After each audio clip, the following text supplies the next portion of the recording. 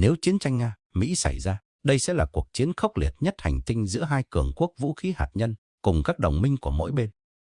Ông Trump gần đây từng nhiều lần bày tỏ sự thất vọng với Tổng thống Nga khi ông Putin không chịu chấm dứt cuộc chiến tại Ukraine. Từng dành nhiều lời có cánh cho ông Putin như: "Tôi biết ông Putin là người thông minh. Tôi nghĩ tôi hiểu ông ấy. Tôi biết ông ấy muốn chấm dứt cuộc chiến."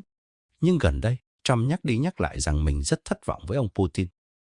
Là một người yêu hòa bình và quý trọng sinh mạng con người, ông Trump sẽ không gây chiến trước trừ khi Nga có hành động tàn sát quá đáng.